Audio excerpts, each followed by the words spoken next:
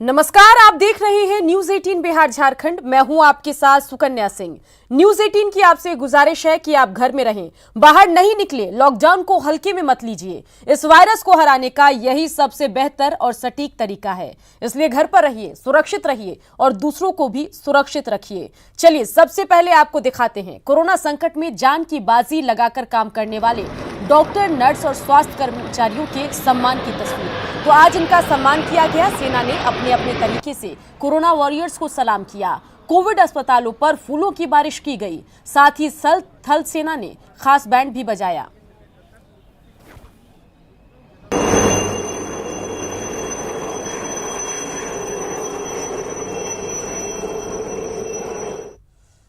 झारखंड में भी corona warriors को सम्मानित किया गया। राजधानी रांची के रिम्स और गांधीनगर के सीसीएल अस्पताल के डॉक्टरों और नर्सों पर फूलों की बारिश की गई। सरकार और सेना द्वारा मिले इस सम्मान से डॉक्टर भी बहुत खुश दिखे। डॉक्टरों ने कहा कि काम की सराहना से नई ऊर्जा मिली है, अब वे नई ऊर्जा के साथ कोरोना मरीजों की सेवा करेंगे। तो तस्वीरें दो आपको दिखा रहे हैं। रांची की ये तस्वीर है जहां कोरोना वॉरियर्स का सम्मान किया गया है। तो पहली तस्वीर में हम आपको दिखा रहे हैं कि रिम्स पर कैसे हेलीकॉप्टर के जरिए फूलों की बारिश की गई। वहीं गांधीनगर के सीसीएल अस्पतालों में फूलों की बारिश देखकर डॉक्टर किस तरीके से ताली बजाकर जो सेना के जवान हैं उसका उत्साहवर्धन कर रहे हैं, वो भी जरा आप देखिए। रांची में भी कोरोना वॉरियर्स को सम्मानित किया गया। रिम्स के डॉक्टरों पर हेलीकॉप्टर से फूलों की बारिश की गई। सरकार और सेना द्वारा मिले इस सम्मान से डॉक्टर भी खुश दिखे। डॉक्टरों ने कहा कि काम की सराहना से नई ऊर्जा मिली है, अब वे नई ऊर्जा के साथ कोरोना मरीजों की सेवा करेंगे।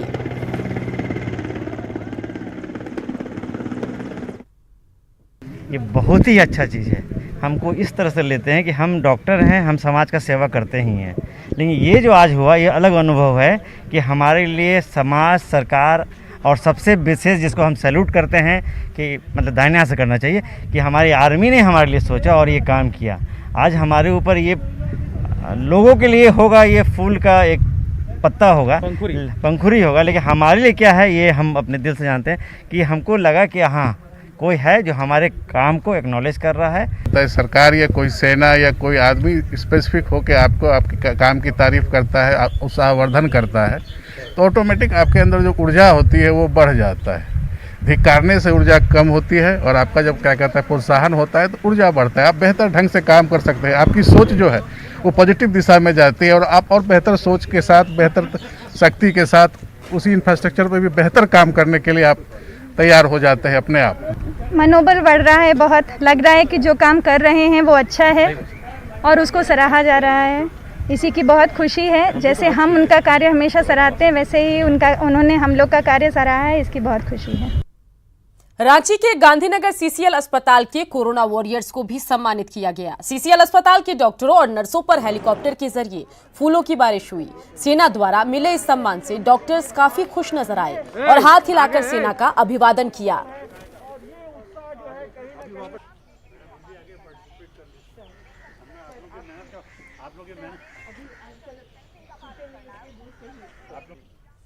चलिए अब आपको दिखाते हैं दिल्ली, रायपुर, पटना, विजयवाड़ा, गोवा और मुंबई की तस्वीर। तो 6 तस्वीरें आपके टेलीविजन स्क्रीन पर और देखिए दिल्ली की भी तस्वीर है, भुवनेश्वर की भी तस्वीर है, साथ ही लखनऊ, विजयवाड़ा, गोवा और मुंबई की भी तस्वीरें आपको दिखा रहे हैं जहां कोरोना वॉरियर्स को सम्मानित किया गया हेलीकॉप्टर से। यहां पर जो स्वास्थ्य कर्मी है उन पर फूलों की बारिश हुई।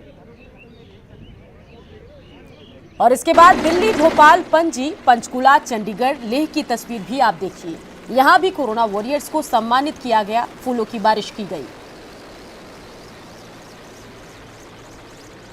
तो 6 तस्वीरें आपको दिखा रहे हैं। तस्वीरें हैं दिल्ली, भोपाल, पणजी, पंचकुला, चंडीगढ़ और लेह की, जहां सेना के विमानों के जरिए, एयरफोर्स के विमानों के जरिए स्वास्थ्य कर्मियों पर फूलों की बरसात की गई है। तस्वीर 6 आपको दिखा रहे हैं। कोटा से छात्रों को लेकर एक और ट्रेन झारखंड आ रही है। 1342 छात्रों को लेकर आ रही स्पेशल ट्रेन शाम 5 बजे धनबाद पहुंचेगी। इसी ट्रेन में उत्तरी छोटा नागपुर और संथाल परगना के 10 जिलों के साथ छात्र हैं। इसे लेकर धनबाद स्टेशन पर सभी तरह की तैयारी की गई है। धनबाद स्टेशन के बाहर बसें तैयार है। जिनसे छात्र अपने अपने गृह जिले भेजे जाएंगे। धनबाद पहुंचने के बाद सभी छात्रों की स्क्रीनिंग और खाने पीने की व्यवस्था गोल्फ ग्राउंड में की गई है। तो तस्वीरें तो आपको दिखा रहे हैं, जहां आज फिर से 1342 छात्र जो हैं वो धनबाद पहुंचेंगे और जैसे ही वो धनबाद स्टेशन पहुंचेंगे वहां पर क्या कुछ तैयारी है वो हम आपको दिखा रहे हैं। साथ ही जो स्क्रीनिंग का सेंटर बनाया गया है वहां पर बस भी मौजूद हैं, जिन बसों के जरिए इनको अपने अपने गृह जिले भेजने की तैयारी है। तो 1342 छात्र हैं, शाम 5 बजे धनबाद पहुंचने की इनकी संभावना है और धनबाद स्टेशन पर इस दरमियान तैयारी पूरी है।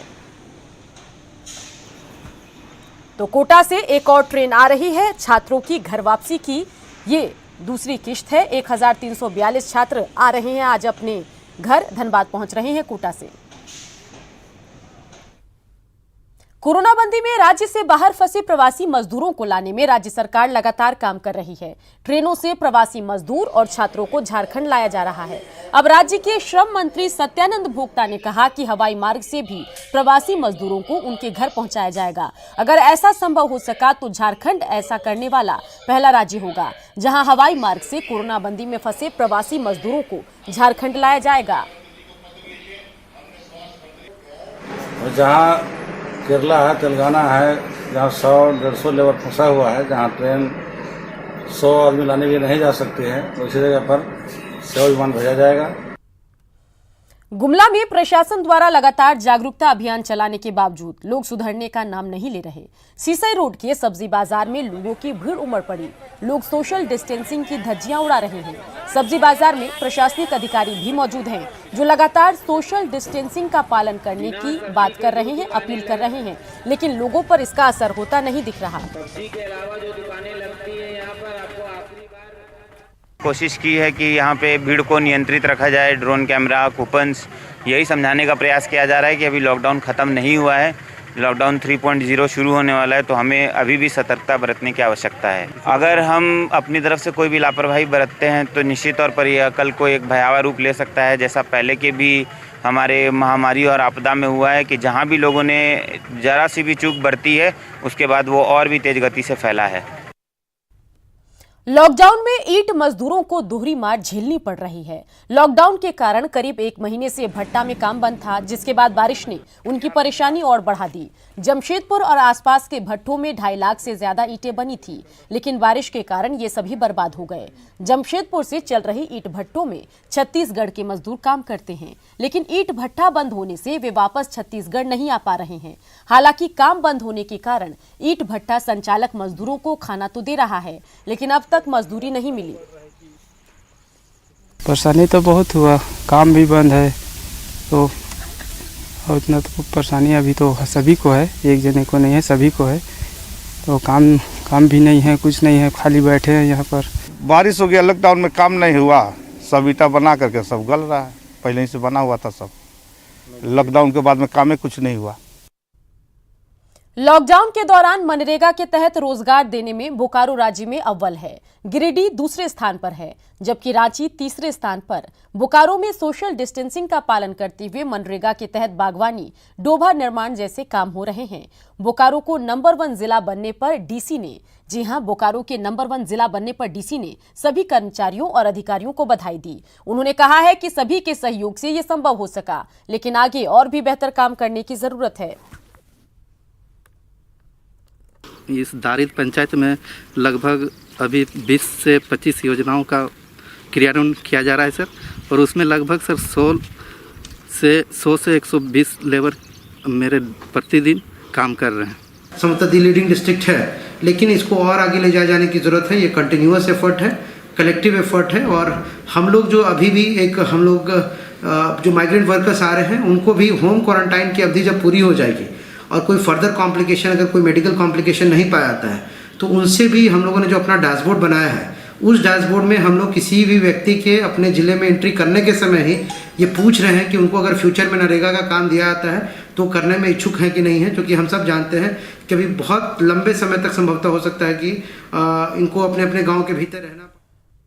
राज्य सरकार के निर्देश पर पश्चिम सिंहभूम जिला प्रशासन ने 4000 एकड़ पर मनरेगा के तहत बागवानी को बढ़ावा देने की योजना बनाई है। इसके लिए जिले के सभी 18 प्रखंडों में 200 एकड़ जमीन को चिन्हित किया जा रहा है, जहां बागवानी की जाएगी।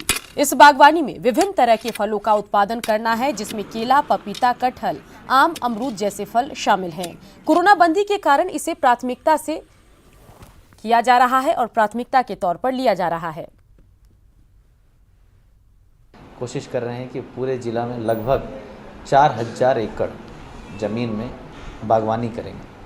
तो बागवानी जो है विभिन्न फलों का होगा, चाहे वो अमरूद हो, आम हो, चाहे कटहल हो, पपीता हो, और सभी हाई वैरायटी जो होते हैं, अच्छे वैरायटी के सभी पौधों को हम लोग लाएंगे। जामताड़ा में लॉकडाउन के दौरान किसानों पर दोहरी मार पड़ी। लॉकडाउन के दौरान बारिश और ओलावृष्टि से खेतों में सब्जियां बर्बाद हो गई। वहीं लॉकडाउन के सब्जी बेचने में भी दिक्कत आ रही है। जी हां, लॉकडाउन की वजह से सब्जी बेचने में भी दिक्कत आ रही है। निलदाहा में करीब 2 एकड़ में लगी कोहड़ा बर्बाद हो गई है। 2 बीघा मेरा बीजा लगा था 500 ग्राम बीजा, खाद, जोताई किए। इसमें लगभग मेरा खर्चा हुआ 25,000। इसमें मेरा कमाई होना था 1 से 1.5 लाख। लेकिन ओला गिरने से और लॉकडाउन होने के कारण मेरा खेते में कहाँ सड़ गया। अभी तो आपका कोरोना महामारी के चलते लॉकडाउन है, पूरा आपका देश बंद है, और इस महामारी में भी बारिश के चलते किसान का जो इतना क्षति हुआ है, तो महामारी ये कोरोना लॉकडाउन ख़त्म होगा तो हम इन लोग को कोशिश करेंगे कि इन लोग को मुआवजा मिले। गुमला में नन्हे अर्चित राय की ओर से बनाए गए करेंसी सैनिटाइजर मशीन की डीसी ने तारीफ की। अर्चित ने बनाए करेंसी सैनिटाइजर मशीन को जिले के डीसी ने खुद परखा और फिर उसके बाद अर्चित के काम की जमकर तारीफ की। मौके पर डीसी ने कहा कि अर्चित के बनाए मशीन को बैंक समेत उन कार्यालयों में उपयोग में लाया जाएगा जहां रुपए गिनने का काम होता है। बता दें कि दरअसल रुपए से भी कोरोना फैलने की आशंका के बीच अर्चित ने रुपए को भी सैनिटाइज करने वाली मशीन का निर्माण किया है। और चूँकि बैंक में काफ़ी संख्या में लोग कैश जमा करते हैं, निकालते हैं, तो उसमें भी वायरस फैलने का, संक्रमण होने का संभावना रहती है। तो उसको देखते हुए एक अच्छा इनोवेशन है, इसको हम लोग स्केल अप करते हुए सभी बैंकों को ये मुहैया करेंगे और बैंक वाले को भी कहेंगे या प्रेरित करेंगे कि वो भी इसका भरपूर उपयोग करें। नोट सैनिटाइजर मशीन को डीसी अंकल को दिखाया और वो बहुत खुश हुए इसको देख के और मुझे बहुत खुशी लगी। हजारीबाग में तीसरा कोरोना संक्रमित मरीज भी ठीक हो चुका है। हजारीबाग मेडिकल कॉलेज अस्पताल से आज उसे छुट्टी दी गई। बड़कागांव इलाके का रहने वाला इस मरीज में 20 अप्रैल को कोरोना संक्रमण की पुष्टि हुई थी, जिसके बाद उसके 2 रिपोर्ट नेगेटिव आए। इसके साथ ही हजारीबाग में कोरोना के सभी मरीज ठीक हो गए हैं। यहाँ पर प्रोफेसर, टीचर, यही लोगों ने बहुत मेहनत किया। रियली हमने खुद और डॉक्टर संजय कुमार, मेरे स्वीपर से लेकर के lab technician, assistant professor, SR and associate professor, सभी ने मेहनत किया है और उसी का फल है कि ये तीसरा पेशेंट जो पॉजिटिव था वो निगेटिव हो गया और अच्छे होकर मैंने उसको घर भेज दिया। अब ये Hazaribagh medical college hospital green zone बन जाएगा। राजधानी रांची के हॉटस्पॉट हिंदपीढ़ी में डोर टू डोर सर्वेक्षण अभियान चलाया जा रहा है। स्वास्थ्य विभाग की 30 से ज्यादा टीमें हिंदपीढ़ी में इस अभियान में जुटी है। सिविल सर्जन ने कहा कि सर्वेक्षण के दौरान गर्भवती महिलाओं और किडनी के मरीजों की सैंपल जांच के लिए लिया जा रहा है। स्क्रीनिंग का जो पल्स पोलियो में जिस ढंग से किया जाता है उसी ढंग को हम लोग अपना रहे हैं। हर घर में जहाँ जहाँ कर रहे हैं वहाँ पर हम लोग मार्किंग भी दे रहे हैं कि इस घर का सर्वे हो चुका है। थर्मल स्कैनर से हम लोग सब कुछ देख रहे हैं। अगर कोई भी व्यक्ति संदेहास्पद मिलेगा तो उसका हम लोग स्वाब टेस्ट कराएंगे, प्लस जो प्रेग्नेंट लेडीज़ होगी उनका भी अवश्य कराएंगे। केंद्रीय जनजातीय मामलों के मंत्री अर्जुन मुंडा ने वीडियो कॉन्फ्रेंसिंग के जरिए आदिवासी, मुंडा और मारवाड़ी समाज के लोगों से बात की। इस दौरान उन्होंने सावधानी बरतने की अपील की, साथ ही भविष्य की चुनौतियों पर चर्चा की। अर्जुन मुंडा ने कहा कि कोरोना पर काबू पाने के लिए लॉकडाउन बढ़ाया गया। साथ ही कहा कि झारखंड के बाहर फंसे मजदूरों और छात्रों के लिए ट्रेनों को चलाया जा रहा है, लेकिन अब उनके लिए रोजगार मुहैया कराने की जरूरत है। सोशल डिस्टेंसिंग के साथ वो कार्य को आगे बढ़ाए, प्रोडक्शन दे, इंफ्रास्ट्रक्चर डेवलपमेंट, जो भी काम है वो काम कराए, मजदूरों को सुरक्षा के साथ काम कराए। तो यह भी जहाँ निर्देश दिया जा रहा है, वहीं जो चाहता है कि हम घर जाएं, मन में थोड़ी व्याकुलता है, घर के लोग चिंतित है, बहुत तरह की बात हो सकती है, तो ट्रेन उपलब्ध कराया जा रहा है। जहाँ जो उपलब्धता हो रही है वो कराई जा रही है और उसके माध्यम से लोग पहुँच रहे हैं। कोरोना काल में झारखंड के सीडब्ल्यूसी की दिक्कतें बढ़ गई है। दिक्कतें रेस्क्यू किए गए बच्चों को रखने को लेकर। दरअसल कोरोना काल में प्रशासन की ओर से कई बच्चे रेस्क्यू भी किए जा रहे हैं। अब इन बच्चों की जांच कर उन्हें होम क्वारंटाइन के लिए सीडब्ल्यूसी भेजा जा रहा है, पर सीडब्ल्यूसी के पास इन बच्चों को रखने के लिए भवन नहीं है, तो बच्चों को होम क्वारंटीन पर कैसे रखा जाए। हालात ये है कि पहाड़ी मंदिर के नीचे बने एक शेल्टर होम में रेस्क्यू किए बच्चों को रखने पर सहमति बनी है। प्रॉब्लम ये हो जा रहा है कि ऐसी परिस्थिति में जब बच्चे हम लोग को मिल रहा है और हम लोग जब कोविड के लिए या जो भी स्क्रीनिंग हो रहा है, जो भी टेस्ट के लिए हम लोग हॉस्पिटल भेज रहे हैं, वैसे परिस्थिति में हॉस्पिटल लिख देते हैं होम क्वारंटाइन। तो ये बच्चे तो ऐसे ही होमलेस होते हैं, तभी बच्चे हमको रास्ते में अबेंडेंट स्थिति में मिलते हैं। ऐसे परिस्थिति में हमारे चाइल्ड लाइन जब होम में लेके आते हैं तो होम के इंचार्ज के लिए हमारे लिए एक बहुत बड़ा चैलेंजेस हो जाता है कि दूसरे बच्चे के साथ, और होम में ऐसे परिस्थिति में हमारे पास ना पर्याप्त स्टाफ है और ना वैसा कोई माहौल है, ना होम क्वारंटाइन की स्थिति में बच्चे को जो सुविधा देना पड़ेगा वो भी हमको लगता है कि बच्चे को शायद होम में नहीं दे पाएगा।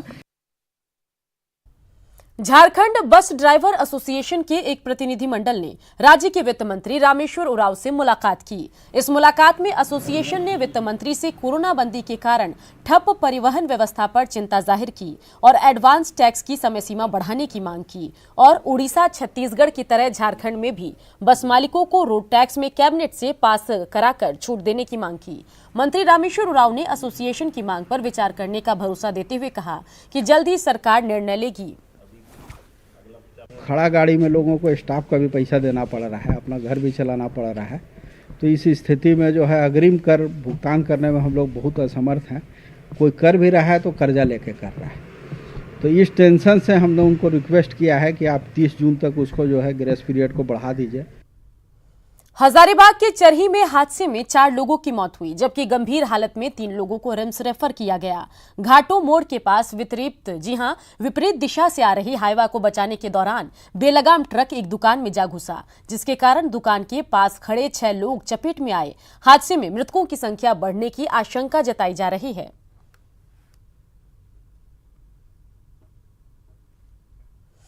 चतरा में एक बुजुर्ग पिछले 1 साल से जिंदगी की जंग लड़ रहा है। सदर प्रखंड के कमात गांव में 1 साल पहले काम के दौरान हादसे में इनका पैर टूट गया था, लेकिन आर्थिक तंगी के कारण वो अपना इलाज नहीं करा पा रहे। स्थानीय डॉक्टरों ने जुगवा को बेहतर इलाज के लिए रिम्स रेफर किया, लेकिन परिवार की हालत ऐसी नहीं कि वो रांची जा सके। अपनी गरीबी और बीमारी से परेशान जुगवा भुइया आत्मदाह का भी प्रयास कर चुके हैं। हालांकि न्यूज 18 ने जब इनकी जानकारी सिविल सर्जन को दी तो उन्होंने जुगवा के बेहतर इलाज का भरोसा दिया। साल भर हो गलो, पैसा कौड़ी है ये नखे कास करेगी, खाल तो मिलबे न करे से। बड़ा शहर जा रांची उती जा नहीं पाए, पैसा है नहीं था। इलाज करवाए इधर लोकल में, जहाँ तक हमको हुआ तहाँ तक। उधर जाने रांची जाने का पैसा नहीं है, उतना दूर गरीब आदमी कहाँ से जाएंगे। श्री जुगेश्वर भुइया को लाने हेतु मैं प्रयास कर रहा हूँ और सरकारी स्तर पर जो भी उनका इलाज होना है, पूरा इलाज सरकार के पैसे से फ्री होगा। खूंटी में तरबूज की आड़ में डोडा की तस्करी का खुलासा हुआ। मरांग धादा थाना क्षेत्र से पुलिस ने एक ट्रक को जब्त किया, जिसमें 127 बोरा डोडा लदा था। ट्रक में डोडा के ऊपर तरबूज लदे हुए थे। मामले में पुलिस ने 2 तस्करों को गिरफ्तार किया है।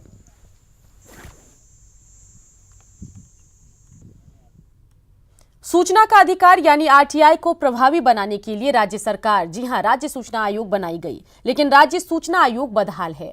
आयोग के पास मुख्य सूचना आयुक्त तक नहीं, जिसके कारण लंबित अपील की संख्या 6500 के पार पहुंच गई है। राज्य सूचना आयोग बदहाल है। आलम यह है कि पिछले कई महीनों से केवल प्रभारी मुख्य सूचना आयुक्त के भरोसे चल रहा है आयोग का कामकाज।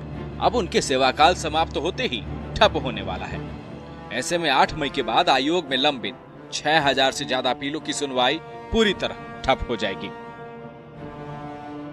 ये बड़ी दुर्भाग्यपूर्ण स्थिति है जनता के लिए भी, राज्य के लिए भी और उन अपीलकर्ताओं के लिए भी जो बड़ी उम्मीद लगा के बैठे थे कि उन्हें अगर निचले स्तर से न्याय नहीं मिला तो आयोग से न्याय मिलेगा।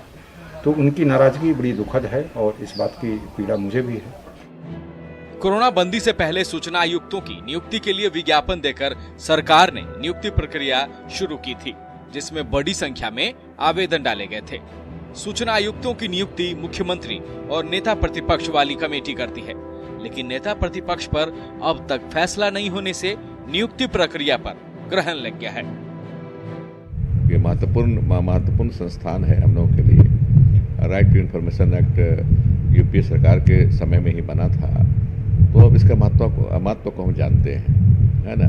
तो इसको ये खत्म नहीं हो, ये चालू रहे, जारी रहे और इसमें काम हो, लोगों को सूचनाएं मिले, इसके लिए हम कोशिश करेंगे और इसको डिफंक्ट नहीं होने देंगे। राज्य सूचना आयोग में मुख्य सूचना आयुक्त के अलावा 9 अन्य सूचना आयुक्तों के पद खाली हैं, लेकिन स्थापना काल से ही अब तक सूचना आयुक्तों का नॉमिनेशन तक नहीं किया जा सका है। अगर समय रहते सूचना आयुक्तों का नॉमिनेशन कर लिया जाता तो आयोग में आरटीआई जैसे महत्वपूर्ण मामलों की सुनवाई ठप नहीं होती। रांची से भुवन किशोर झा की रिपोर्ट। कोरोना बंदी में एक तरफ पलामू जिला प्रशासन बेबस लोगों तक राशन खाना पहुंचाने का दावा कर रहा है, उसी तरह वहीं देखें तो पलामू से आई एक तस्वीर ने झकझोर कर रख दिया।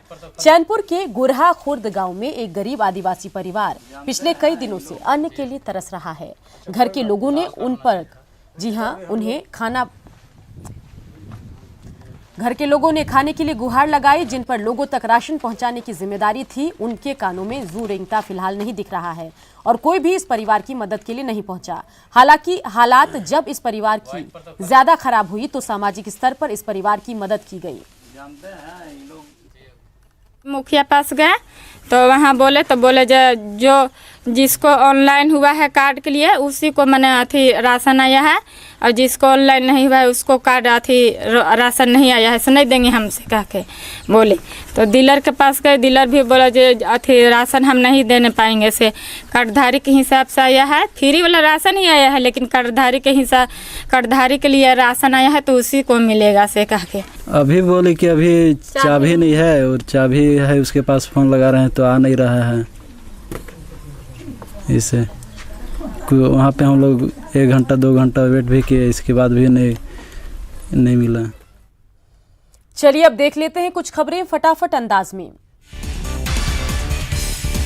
देवघर के 2 कोरोना मरीजों की रिपोर्ट आई नेगेटिव, अस्पताल से मिली छुट्टी। उपायुक्त और सिविल सर्जन समेत तमाम डॉक्टरों ने अस्पताल से दी विदाई। गढ़वा में जरूरतमंदों को राहत सामग्री बांट रही सीआरपीएफ, मास्क और सैनिटाइजर का भी वितरण। रामगढ़ में बारिश से ठंड का एहसास, मौसम विभाग का आकलन 4 मई से 8 मई तक आसमान रहेंगे, जी हां आसमान में रहेंगे बादल। गुमला के सदर थाना बस स्टैंड में 2 दुकानों में चोरी, एस्बेस्टर खोलकर मोबाइल और अन्य सामानों की चोरी, मामले की छानबीन में जुटी पुलिस। तेलंगाना से कोटा लौटे 36 छात्रों का समूह पहुंचा सरायकेला, छात्रों की हुई मेडिकल जांच, सभी को 14 दिन के लिए किया गया क्वारंटीन। दुमका के 13,000 मजदूर अन्य राज्यों में फंसे, परिजनों ने सरकार से लगाई वापसी की गुहार, डीसी ने कहा सरकार मजदूरों को लाने के लिए प्रयासरत। गुमला के भरनो थाना इलाके में बिजली खंभा से लदा ट्रेलर पलटा, ड्राइवर और खलासी घायल, छत्तीसगढ़ से बिजली का खंभा लेकर बिहार जा रही थी ट्रेलर। गुमला में फंसे मजदूरों को लगातार पहुंचाई जा रही है मदद, राशन के साथ साबुन भी कराया जा रहा उपलब्ध।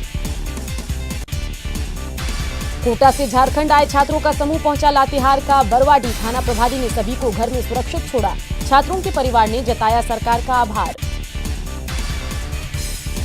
पाकुड़ के पाकुड़िया में मुख्यमंत्री दीदी किचन बना राहत किचन, राशन कार्ड नहीं होने पर भी मिल रहा खाना, खाने के दौरान सोशल डिस्टेंसिंग का भी पालन। कोटा से झारखंड आए हजारीबाग के 138 छात्र पहुंचे घर, प्रशासन ने छोटे वाहनों से भेजा घर, छात्रों के चेहरे पर दिखी खुशी। लगातार चलता रहेगा खबरों का सफर, देखते रहिए न्यूज़ 18 बिहार झारखंड।